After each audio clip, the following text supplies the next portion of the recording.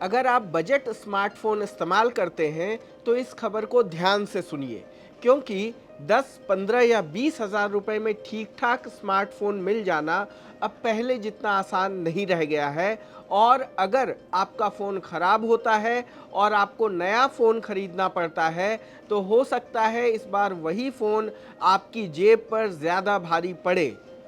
One plus, Samsung, Vivo, Oppo, Realme और Xiaomi जैसे बड़े स्मार्टफोन ब्रांड्स पिछले कुछ महीनों में कीमतें बढ़ा चुके हैं। मिंट ने इन 6 ब्रांड के 113 मॉडल का एनालिसिस किया है। वीवो के 22 मॉडल्स में 5 बार, सैमसंग के 23 में 7 बार, ओप्पो के 22 में 7 बार, रियलमी के 19 में 7 बार और जियोमी के 19 मॉडल्स में से 6 बार प्राइस हाइक हुई। वन प्लस के 8 मॉडल्स में भी 3 बार कीमतों में बढ़ोतरी दर्ज की गई। अब जरा बढ़ोतरी की ऊपरी सीमा देखिए। वीवो के किसी मॉडल में कीमत 91% 91% तक बढ़ी। रियलमी में यह बढ़ोतरी 81%, सैमसंग में 55%, ओप्पो में 53%, सियोमी में 50% और वन प्लस में 26% तक गई।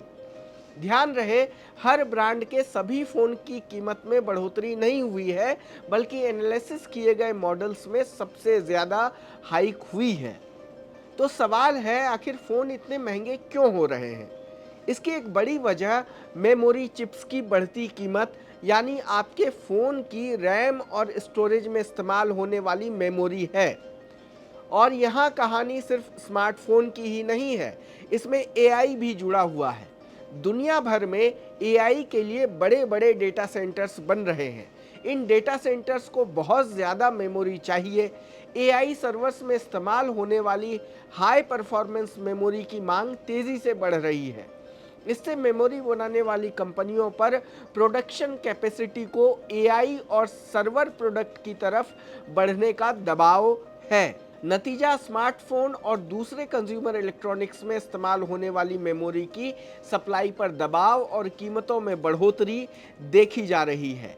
आईडीसी के मुताबिक एआई डेटा सेंटर्स की बढ़ती मांग के कारण मेमोरी शॉर्टेज का असर 2027 तक बना रह सकता है। यानी सीधी बात है, एआई की डिमांड बढ़ रही है, मेमोरी महंगी हो रही है और इसका असर अब स्मार्टफोन की कीमत पर दिखाई दे रहा है। इसका असर सिर्फ दुकानदार की प्राइस लिस्ट में ही नहीं दिखाई दे रहा, भारत में लोग फोन खरीदना भी कम कर रहे हैं। डेटा इस बात की पुष्टि करते हैं। काउंटर पॉइंट के मुताबिक अप्रैल से जून 2026 के बीच स्मार्टफोन शिपमेंट्स करीब 10% गिर गई। इसी दौरान स्मार्टफोन की एवरेज सेलिंग प्राइस में करीब 15% की बढ़ोतरी हुई। यानी तस्वीर साफ है, फोन महंगे हुए और बिक्री घट गई। सबसे ज्यादा दबाव बजट सेगमेंट पर पड़ा है। 15,000 रुपए से कम कीमत वाले स्मार्टफोन के सेगमेंट में देखें तो 2026 के दूसरी तिमाही में शिपमेंट्स में करीब 45% की गिरावट आई। इसका मतलब है उस ग्राहक के लिए ज़्यादा मुश्किल है जिसके लिए 1-2 हज़ार रुपए का फर्क भी बड़ा है। पहले 15,000 रुपए लेकर फ़ोन खरीदने निकलते थे तो हमें कई ऑप्शन मिल जाते थे। अब उसी बजट में ऑप्शंस कम हो गए हैं और अगर कीमत थोड़ी और बढ़ी तो ग्राहक के सामने सीधा फैसला होता है, नया फ़ोन खरीदें या पुराने को कुछ महीने और चलाएं। यही वजह है कि बढ़ती कीमतों के बीच कंज्यूमर्स अपग्रेड टाल रहे हैं। लेकिन स्मार्टफोन मार्केट की कहानी पूरी तरह खराब भी नहीं है, क्योंकि महंगे फ़ोन की मांग अभी भी मजबूत है। सीएमआर के मुताबिक 2026 के दूसरी तिमाही में भारत का ओवरऑल स्मार्टफोन मार्केट करीब 10% गिरा, लेकिन 50,000 के ऊपर के सुपर प्रीमियम स्मार्टफोन्स का सेगमेंट 72% बढ़ गया। यानी एक तरफ 15 से 20,000 रुपए वाला ग्राहक कह रहा है पुराना फोन ही थोड़ा और चला लेते हैं, दूसरी तरफ 50,000 रुपए से ऊपर का फोन खरीदने वाला ग्राहक अभी भी खर्च कर रहा है। यही स्मार्टफोन मार्केट का बड़ा बदलाव है। कंपनियों के लिए ज़्यादा प्रीमियम कस्टमर ज़्यादा आकर्षक हैं, जबकि बजट सेगमेंट में कीमत बढ़ाना बिक्री के लिए जोखिम बन रहा है। और आगे सबसे बड़ा सवाल यही है कि अगर मेमोरी महंगी बनी रहती है तो कंपनियां क्या करेंगी? या तो फ़ोन की कीमत बढ़ाएंगी या फिर उसी कीमत में कम रैम और स्टोरेज देंगी या कुछ सस्ते मॉडल्स की जगह ज़्यादा महंगे मॉडल्स पर जोर देंगी।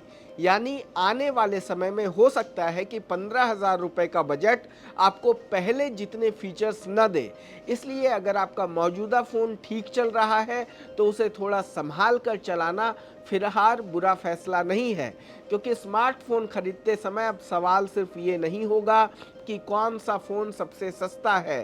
सवाल ये भी होगा कि मेरे बजट में अब कितना अच्छा फ़ोन मिल सकता है, और शायद यही एआई बूम का वो असर है जिसके बारे में बहुत कम बात हो रही है।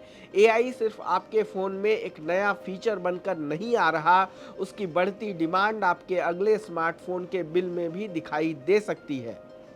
अगर आपने अभी हाल में कोई स्मार्टफ़ोन खरीदा हो, तो आपका अनुभव कैसा रहा हमें कमेंट बॉक्स में बताएं। देश दुनिया की तमाम खबरों को देखने के लिए जुड़े रहें लोकमत हिंदी के साथ। धन्यवाद।